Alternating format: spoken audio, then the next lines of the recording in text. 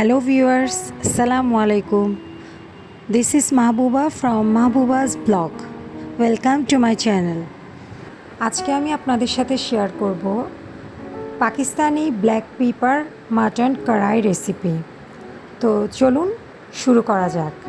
এই জন্য প্রথমে আমি 1 কেজি ছাগলের মাংসকে গরম পানি, লেবু এবং লবণ দিয়ে ভালোভাবে 3 বার ধুয়ে নিয়েছি।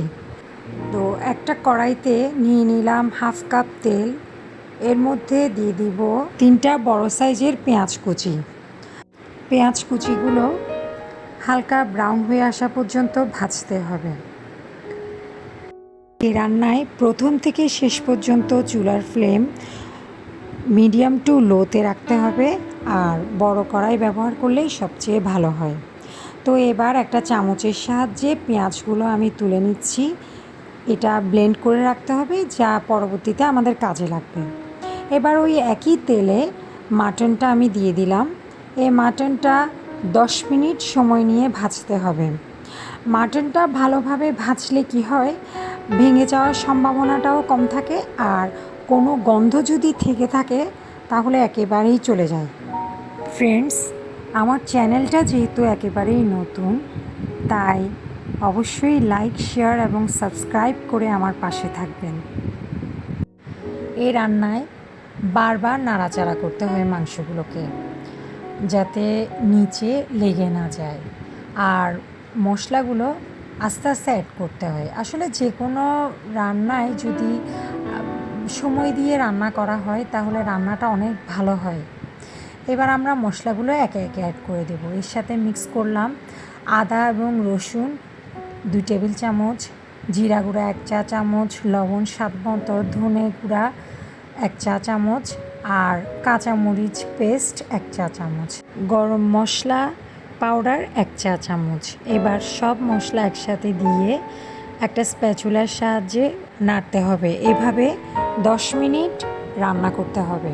10 মিনিট পর তেলগুলো উপরে উঠে আসলে এর সাথে একে একে গোটা মশলা অ্যাড করে দিতে হবে। তো এখন আমরা অ্যাড করব 2টা তেজপাতা, একটা দারচিনি, 4টা লং, বড় এলাচ 1টা, ছোট এলাচ 4টা, জয়ত্রী 1 ফুল। এবার গরম পানি মিক্স করে দেব 1 গ্লাস। অবশ্যই গরম পানি ব্যবহার করতে হবে। আবারও ভালোভাবে নেড়ে ঢাকনা দিয়ে ঠিক 20 মিনিট রান্না করতে হবে। দেখুন 20 মিনিট পর পানি কিছুটা কমে এসেছে। এই পর্যায়ে আবারও নেড়ে চেড়ে দিতে হবে। এবার এর সাথে মিশিয়ে দেব ওই যে ব্লেন্ড করে রেখেছিলাম ওই পেঁয়াজটা। এটা দিয়ে ভালোভাবে মিশিয়ে দিতে হবে। এই রান্নায় অনেকে গোটা ব্ল্যাক পেপারটা ইউজ করে। গোটা ব্ল্যাক পেপারটা ইউজ করলে হয় কি, ঘ্রাণটা ভালো আসে না। তো এবার এই পর্যায়ে আমরা ঢাকনা দিয়ে ঢেকে আবারও 20 মিনিটের জন্য রান্না করে নেব। আচ্ছা, 20 মিনিট পর ঢাকনাটা একটু খুলে দেখি। হ্যাঁ, এখন দেখা যাচ্ছে তেলটা উপরের দিকে উঠে আসছে। তো এখন এর সাথে আমি মিশিয়ে দেব ঘরে তৈরি করে রাখা টক দই 3 কাপ পরিমাণ। যেহেতু আমার টক দইটাতে পানির পরিমাণ বেশি আছে একটু, এজন্য বাড়তি আর কোনো পানি আমি ইউজ করলাম না। তবে আপনাদের যদি প্রয়োজন হয় তাহলে গরম পানি অ্যাড করবেন। সব শেষে দিয়ে দিলাম 1 চা চামচ ফ্রেশ ব্ল্যাক পেপার পাউডার, দিয়ে ভালোভাবে নেড়ে ধনেপাতা মিশিয়ে দিলাম, আর দিলাম আদা কুচি।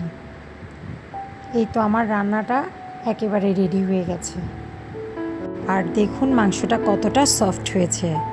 আশা করি বাসায় আপনারা এটা ট্রাই করবেন, আর করলে অবশ্যই কমেন্ট করে জানাবেন।